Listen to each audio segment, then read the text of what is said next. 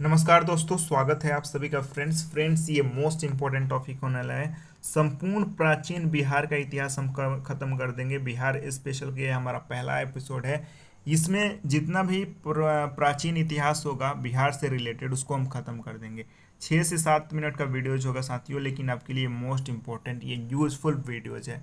तो आप सभी से मेरा बस एक ही रिक्वेस्ट है कि वीडियोज को ज़्यादा से ज़्यादा लाइक कर दीजिए, चैनल पर नहीं हो तो शेयर कीजिए और सब्सक्राइब करना नहीं भूलिएगा। ठीक है, मैं पूरा आपका बिहार स्पेशल करा दूंगा अगर आप मुझे सपोर्ट करेंगे तो। और साथियों, इससे बेटर कंटेंट नहीं मिलेगा इतना कम समय में। 6 से 7 मिनट आप घूमते फिरते चलते टहलते इसको देख सकते हैं, तो ज़रूर सपोर्ट कीजिए।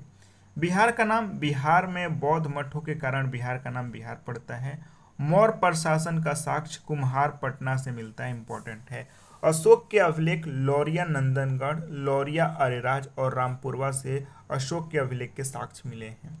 बराबर की गुफाएं ये गया में स्थित है। चांदी यानी कि कॉपर प्लेट अभिलेख नालंदा और धर्मपाल के बारे में बताता है, इंपॉर्टेंट है। बाणगढ़ अभिलेख विग्रहपाल के बारे में बताता है, बाणगढ़ अभिलेख। पंचमार्क सिक्के ये गोलकपुर, पटना और पूर्णिया से मिले हैं। पंचमार्क सिक्के इंपॉर्टेंट हैं, ठीक है।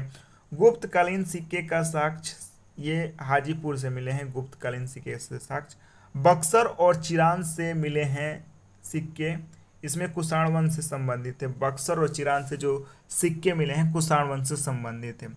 लौरिया अरेराज से अशोक के अभिलेख मिले हैं, यह पूर्वी चंपारण में स्थित है। लौरिया अरेराज इंपॉर्टेंट है, ये पूछा भी गया है। लौरिया नंदनगढ़ ये भी अशोक के अभिलेख से संबंधित है, पश्चिमी चंपारण में मिला है, इंपॉर्टेंट है। ऋग्वेद में बिहार को कीकट प्रदेश कहा गया है, इंपॉर्टेंट है, वीवीआई डाल लीजिए। ऋग्वेद में बिहार को कीकट प्रदेश कहा गया है। बिहार के पूर्व साक्ष्य मिले हैं अथर्ववेद और पंचवेद में, यानी कि जो एंशियंट बिहार है उसका साक्ष्य अथर्ववेद और पंचवेद से मिला है। बिहार के उत्तरी भाग में आर्यन जो थे उत्तरी भाग में आए थे और इसका विवरण शतपथ ब्राह्मण में मिलता है। मौर्य वंश के बारे में हमें विष्णु पुराण से साक्ष्य मिले हैं। वायु पुराण से हमें गुप्त वंश के शासन के बारे में मिले हैं और मत्स्य पुराण से हमें शुंग वंश के शासन के बारे में जानकारियां मिलती हैं। तीनों ही फैक्ट्स इंपॉर्टेंट हैं। विदेह, इसका वर्णन रामायण में किया गया था। विदेह की राजधानी जो मिथिला वाला क्षेत्र था वहाँ सीता माता का जन्म होता है, तो इसका जिक्र रामायण में भी किया गया है।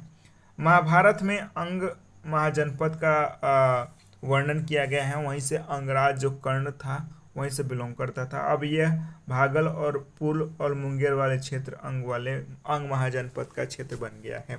16 महाजनपद का विवरण अंगुत्तर निकाय में मिला है, इंपॉर्टेंट है। बुद्ध का अधिकतर अभिलेख पाली भाषा में लिखा गया, इंपॉर्टेंट है। विनय पिटक से हमें मगध और वैशाली के बारे में जानकारियां मिलती हैं। दिव्य वादन शुंग वंश के बारे में जानकारियां देता है। लिच्छवी के बारे में हमें भगवती सूत्र से जानकारी मिलती है, लिच्छवी के बारे में। कल्पसूत्र से हमें पुष्यमित्र शुंग के बारे में जानकारी मिलती है, मोस्ट इंपॉर्टेंट है। मौर्य प्रशासन, अर्थव्यवस्था और विदेशी संबंध ये अर्थशास्त्र से मिलता है, जिसको चाणक्य के द्वारा लिखा गया, इंपॉर्टेंट है। पाटलिपुत्र प्रशासन की जानकारी हमें मेगास्थनीज के इंडिका से मिलता है, इंपॉर्टेंट है, ठीक है। धनानंद और चंद्रगुप्त मौर्य होगा। मौर्य के बीच हुए विवाद का विवरण मुद्रा राक्षस में मिलता है, इंपॉर्टेंट है। इसको विशाख दत्त ने लिखा है, इंपॉर्टेंट फैक्ट्स। यावनों का आक्रमण ये गार्गिक संहिता से इसका विवरण के बारे में पता चलता है, इसको कात्यायन के द्वारा लिखा गया है। नालंदा विश्वविद्यालय की जानकारी सीयूकी, इसे हियोन सॉन्ग ने लिखा है, इंपॉर्टेंट है। मेगास्थनी चंद्रगुप्त मौर्य के दरबार में आता है, इंपॉर्टेंट फैक्ट्स है। फाहियान चंद्रगुप्त द्वितीय के दरबार में आता है और वह मगध वंश के बारे में उस वहाँ से जानकारी प्राप्त करता है, ठीक है। हियोन सॉन्ग हर्षवर्धन के दरबार में आता है। नालंदा विश्वविद्यालय 5 साल इसने बिताता है, ठीक है। नौपाषाण काल का साक्ष्य चिरांद जो कि सारण में स्थित है, चेचर वैशाली में स्थित है, वहाँ से मिलते हैं, इंपॉर्टेंट है। वाराह पुराण कीकट से संबंधित है, वाराह पुराण। अंग महाजनपद की राजधानी चंपा थी और वर्तमान में यह खगड़िया, भागलपुर, मुंगेर वाला क्षेत्र हो गया है। अंगुत्तर निकाय में अंग महाजनपद 16 महाजनपदों में से एक था, ठीक है। अंग जनपद का प्रथम राजा टीटू छू था, ठीक है। वज्जित संघ की राजधानी वैशाली थी, वर्तमान में यह चंपारण, सारण, मुजफ्फरपुर, सीतामढ़ी और दरभंगा वाले क्षेत्र हैं, ठीक है, क्षेत्र होगा। लॉर्ड महावीर का जन्म वैशाली में होता है, इंपॉर्टेंट है। प्रथम गणतंत्र लिच्छवी गणतंत्र था, मोस्ट इंपॉर्टेंट है, ठीक है। वैशाली नगर वधु अम्रपाली थी। गौतम बुद्ध का जन्म 583 ईसा पूर्व बीसी में होता है, लुम्बिनी में, इंपॉर्टेंट है। गौतम बुद्ध का ज्ञान की प्राप्ति 528 बीसी बोध गया में होता है। गौतम बुद्ध ने अपना पहला प्रवचन बोल लीजिए, ये सारनाथ में जी दिया था, जिसे धर्म चक्र प्रवर्तन कहा जाता है। गौतम बुद्ध ने अपना अंतिम प्रवचन वैशाली में दिया था, इंपॉर्टेंट है।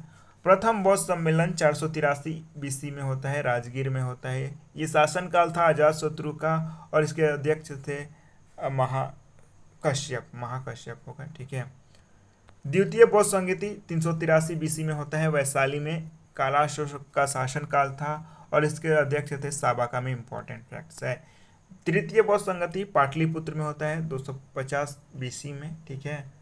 अशोक के शासनकाल में और ये इसके अध्यक्ष थे मोगलीपुत्र तीसरे। और अभिधम्म पिटक के बारे में यहाँ पे जानकारियाँ प्राप्त होती हैं। चतुर्थ बौद्ध संगति 78 एडी में होता है, कुंडल वन कश्मीर में। इसके अध्यक्ष थे अशोकोत और ये शासनकाल था कनिष्क का। जैन धर्म के प्रथम तीर्थंकर थे ऋषभदेव, इंपॉर्टेंट है।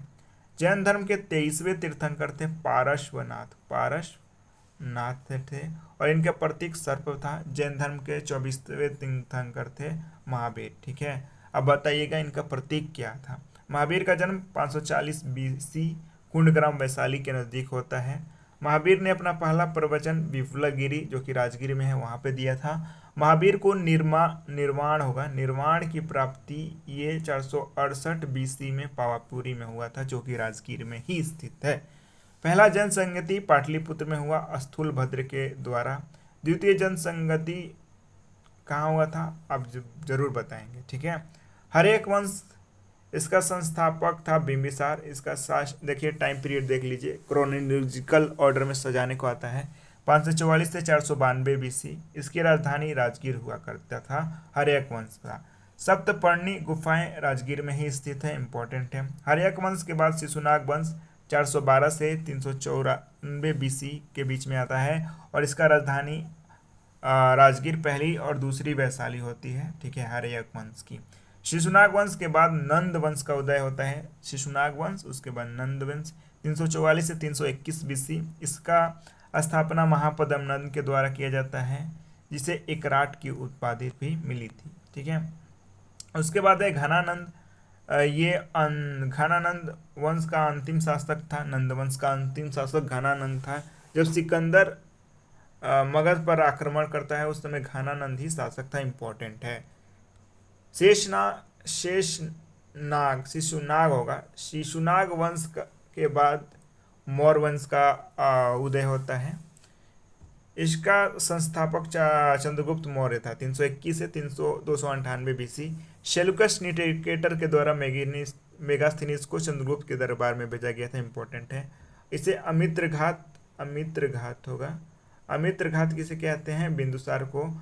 सप्तांग थ्योरी चाणक्य के द्वारा दिया गया था। यक्ष और यक्षिणी की मूर्ति दीदारगंज बिहार से प्राप्त होते हैं। बृहदरथ मौर्य वंश का अंतिम संस्थापक था। मौर्य वंश के बाद सुंग वंश आता है। सुंग वंश मौर्य वंश के बाद आता है 184 से 72 बीसी और इसके संस्थापक थे पुष्यमुत्र सुंग। महाभाषा पतंजलि के द्वारा लिखा गया, इंपॉर्टेंट है। कालिदास के द्वारा मालविकाग्निमित्र लिखा गया और इसके हीरो थे अग्निमित्र। गुप्त वंश के संस्थापक श्रीगुप्त था, 275 एडी में इसका संस्थापना होता है। चंद्रगुप्त प्रथम, जिसका पुत्र घटोचक था। चंद्रगुप्त प्रथम, इसे महाराजाधिराज की उपाधि 319 एडी में मिलता है। प्रयाग अभिलेख समुद्रगुप्त के द्वारा लिखा गया और यह ब्राह्मणी और संस्कृति भाषा में प्रयाग अभिलेख लिखा गया। प्रयाग प्रशस्ति दरअसल इसको बोलते हैं। समुद्रगुप्त को नेपोलियन ऑफ इंडिया के नाम से भी जाना जाता है। सोने का सिक्का कुमार गुप्त ने चलाया था। चंदा नहीं होगा यार, यहाँ पे आप करेक्ट कर लीजिएगा, नालंदा होगा। नालंदा विश्वविद्यालय का स्थापना कुमार गुप्त ने ही करवाया था, जिसका बख्तियार खिलजी ने नष्ट करवाया था, ठीक है। जूनागढ़ अभिलेख से हमें सुदर्शन झील के बारे में पता चलता है, जो चंद्रगुप्त मौर्य के द्वारा बनवाया जाता है। विष्णुगुप्त मौर्य वंश का अंतिम शासक था। महान गणितज्ञ आर्यभट्ट का जन्म पाटलिपुत्र में होता है, इंपॉर्टेंट है। फर्स्ट अध्याय पाणिनि के द्वारा, ये गलत है। अशोक के 13वें अभिलेख कलिंग युद्ध के बारे में वर्णन करते हैं। उम्मीद करते हैं साथियों सेशन अच्छा लगा होगा। जरूर सेशन को लाइक करें, हमारे चैनल पर शेयर कर दें, सब्सक्राइब करना ना भूलें। 10 मिनट में पूरा ये प्राचीन इतिहास और 5 से 7 मिनट में मध्यकालीन और 10 मिनट में यानी कि 30 मिनट में पूरा आपका बिहार स्पेशल का हिस्ट्री सेक्शन खत्म। तो शेयर जरूर कीजिए। धन्यवाद।